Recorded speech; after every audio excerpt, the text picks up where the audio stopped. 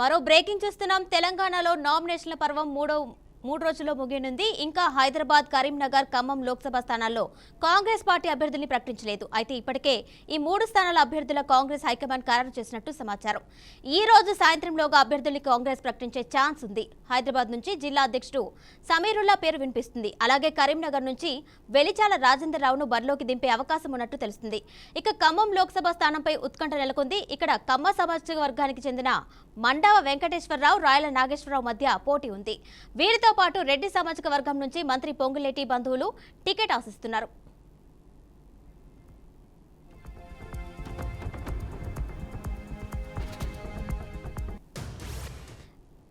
దీనిపై మరింత సమాచారం మా ప్రతినిధి ప్రేమ్ అందిస్తారు. ప్రేమ్, చెప్పండి, ఖమ్మం లోక్సభ స్థానంపై ఉత్కంఠ కొనసాగుతున్నట్టు తెలిసింది. దానికి సంబంధించిన ఇన్ఫర్మేషన్ ఇవ్వండి.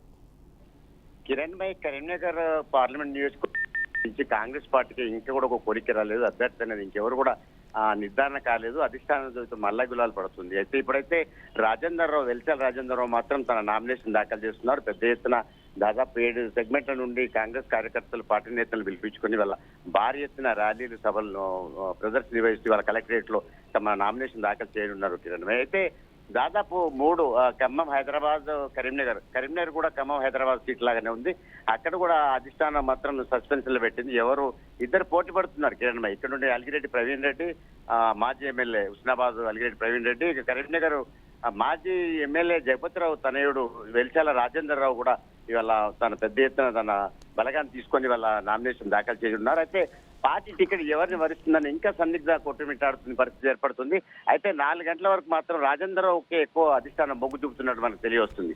అయితే ఇప్పుడున్న సమాచారం మేరకు మాత్రం మనకైతే ఈ చర్చల అనంతరం అయితే వెలిచాల రాజేందర్ రావు మాత్రం భారీ ఎత్తున తన కార్యకర్తలతో జనసమీకరణతో ఇవాళ నామినేషన్ దాఖలు చేయనున్నారు. మొత్తంగా చూసినట్టుంటే వెలిచాల జగపతిరావుకి ఎక్కువ మొగ్గు చూపిస్తున్నట్టు మనకు అధిష్టానం చూపిస్తున్నట్టు మనకి అంటే సమాచారం ఉంది. అయితే ప్రవీణ్ రెడ్డికి మాత్రం అది కొలిక్కి రానట్టు తెలియవస్తుంది. అయితే ఇప్పుడైతే రాజేందర్ రావుకు మాత్రం ఎక్కువ మొగ్గు ఉన్నట్లు మనకు తెలుస్తుంది. మంత్రి పొన్నం ప్రభాకర్ కూడా ఇవాళ వెలిచాల రాజేందర్ రావుకి ఎక్కువ మద్దతు ఇస్తున్నట్టు మనకు సమాచారం ఉంది. అయితే గతంలో వల్గిరెడ్డి ప్రవీణ్ రెడ్డి అసెంబ్లీ టికెట్ ఆశించి టికెట్ కోసం పోటీ పడినప్పటికీ పొన్నం ప్రభాకర్ ఆ టికెట్ సాధించుకొని వాళ్ళ మంత్రిగా ఎదిగాడు. అయితే పార్లమెంట్ టికెట్ ఇప్పిస్తా అని చెప్పేసి కూడా మాట కూడా ఇచ్చిన సందర్భాలు ఉన్నాయంటూ అలిగిరెడ్డి ప్రవీణ్ అలకపోనే ప్రయత్నం చేస్తున్నారు. దాదాపు చూస్తే ఇవాళ అలిగిరెడ్డి ప్రవీణ్ వర్గం మాత్రం మొత్తం అలక పడ్డట్టు తెలుస్తుంది.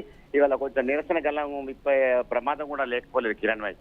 అయితే తనకు వచ్చే టికెట్ వల్ల పొన్నం ప్రభాకర్ తీసుకోవడం, ఆ తర్వాత తన మంత్రి అవ్వడం, తర్వాత పోయి రాజేందర్ రావుకు మద్దతు ఇస్తూ రాజేందర్ రావుతో ప్రచారం నిర్వహించడం, ఇదంతా చూస్తే ఇవాళ రాజేందర్ రావుకి అధిష్టానంతో టికెట్ ఇచ్చే ప్రయత్నాలు కొనసాగుతున్నాయని చెప్పేసి కూడా అలిగిరెడ్డి ప్రవీణ్ వర్గం ఒక పక్క అలకబూరుతోంది. ఈ నేపథ్యంలో ఇవాళ 4 గంటలకు జరిగేటువంటి అధిష్టానం నిర్ణయంతో బహుశా నాకు 199% రాజేందర్ రావు గారికి right Prem Kumar, thank you. ఇక దీనిపై మరింత సమాచారం మా ప్రతినిధి వాసు అందిస్తారు. వాసు, చెప్పండి, నామినేషన్స్ ప్రక్రియ అయితే మరో 3 రోజుల్లో అయితే ముగియనుంది. ఈ నేపథ్యంలో ఇవాళ Telangana Congress party final list release చేసే ఛాన్స్ ఉందా? కిరణమయ్యి, ఇప్పటికే తెలంగాణలో పోటీ చేసే అభ్యర్థుల జాబితాని కాంగ్రెస్ 14 మందిని ప్రకటించింది. ఇంకా 3 అభ్యర్థుల పేరును ప్రకటించాల్సి ఉంది. ఈ 3కు సంబంధించి అంటే 3 స్థానాలకు సంబంధించి కరీంనగర్, ఖమ్మం, హైదరాబాద్. ప్రధానంగా మనం హైదరాబాద్ మినహాయిస్తే ఖమ్మం, కరీంనగర్ అభ్యర్థుల ఎంపికలో కాంగ్రెస్ పార్టీ చాలా క్లిష్టంగా మారింది. ఎందుకంటే అక్కడ ఆశావాహుల సంఖ్య ఎక్కువగా ఉంది. అంటే అట్లాగే సామాజిక సమీకరణలు కూడా కాంగ్రెస్ పార్టీ చూస్తా ఉంది. ఇప్పటికే ఖమ్మం సంబంధించి 3 కీలకమైన వ్యక్తులు మంత్రి వర్గంలో వ్యక్తులు తమ బంధువులకు ఇచ్చుకునే ప్రయత్నంలో తీవ్రమైన ఒత్తిడి చేస్తున్నారు.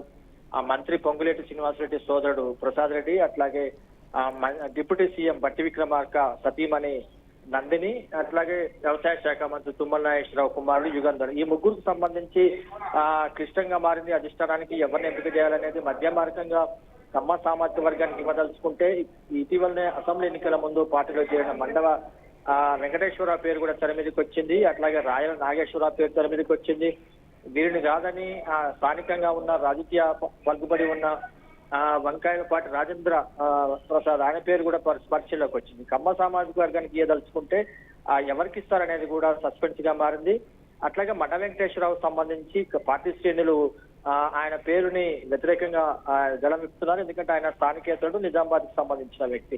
ఇక మిగతా ముగ్గురు మంత్రులకు సంబంధించి వారు ప్రయత్నాలు తీవ్రంగా చేస్తున్నారు. ఏ రకంగా ఎవరిని వరుస్తుంది అనేది కూడా ఇంట్రెస్ట్ గా మారింది. ఇటు కరీంనగర్ కి సంబంధించి చాలా ఇంట్రెస్ట్ గా మారింది కరీంనగర్. ఎందుకంటే అభ్యర్థిని కాంగ్రెస్ పార్టీ అధికారికంగా ప్రకటించక ముందే ఈ రోజు వెల్చాల రాజేందర్ రావు ఆయన నామినేషన్ వేస్తున్నారు. ఆయన నామినేషన్ కి జిల్లా మంత్రి పొన్నం ప్రభాకర్ హాజరయ్యారు. అట్లాగే డీసీసీ ప్రెసిడెంట్ హాజరవుతున్నారు. జిల్లాకు సంబంధించిన విప్ ఆది శ్రీనివాస్ హాజరవుతున్నారు. అంటే హుస్నాబాద్ కు సంబంధించి గత అసెంబ్లీ ఎన్నికల్లో ప్రవీణ్ రెడ్డి అక్కడ మాజీ ఎమ్మెల్యే, ఆయనను కాదని పొన్నం ప్రభాకర్ సీట్ ఇచ్చారు. ఆయన మంత్రి అయ్యారు. పొన్నం ప్రభాకర్ రానున్న లోక్సభ ఎన్నికల్లో ఆయనకి ఎంపీ సీట్ ఇస్తామని చెప్పి మాట ఇచ్చినట్టుగా సమాచారం ఉంది. ఆ రకంగా ప్రవీణ్ రెడ్డి పేరు కూడా కన్ఫర్మ్ అవుతుందని సమాచారం. కాకపోతే ప్రవీణ్ రెడ్డికి కాదని ఈ రోజు మంత్రి పొన్నం ప్రభాకర్ వెల్చాల రాజేంద్రరావు నామినేషన్ కార్యక్రమంలో పాల్గొన్నారు. ఇదంతా కూడా గందరగోళ వాతావరణం నెలకొన్నది. కరీంనగర్ సంబంధించి ఎవరికి టికెట్ ఇచ్చినా కూడా నిరసన వ్యక్తం చేసే అవకాశం ఉంది. పార్టీకి సంబంధించి డీసీసీ ప్రెసిడెంట్ గాని మంత్రి గాని ఇవాళ నామినేషన్ లో అధికారికంగా పార్టీ ప్రకటించుకున్నా కూడా ఆ నామినేషన్ లో వెళ్లి వీళ్ళు పార్టిసిపేట్ చేయడం అనేది ఖచ్చితంగా అది ఇంట్రెస్ట్ గా మారింది. హైకమాండ్ ఏ రకంగా చూస్తుందో చూడాలి. ఈ రకంగా కరీంనగర్ సంబంధించిన ఈక్వేషన్ ఉంది. అట్లాగే హైదరాబాద్ కి సంబంధించిన కూడా మైనార్టీ వ్యక్తికి ఇవ్వాలని కాంగ్రెస్ పార్టీ భావిస్తుంది. మైనార్టీ వ్యక్తిని ఎవరనేది కూడా సస్పెన్స్ గా ఉంది. అజరుద్దీన్ పేరు, ఫిరోజ్ ఖాన్ పేరు, అట్లాగే మధ్య మార్గంగా టెన్నిస్ క్రీడాకారిణి సానియా మిర్జా పేరు కూడా తెర మీదకి వచ్చింది.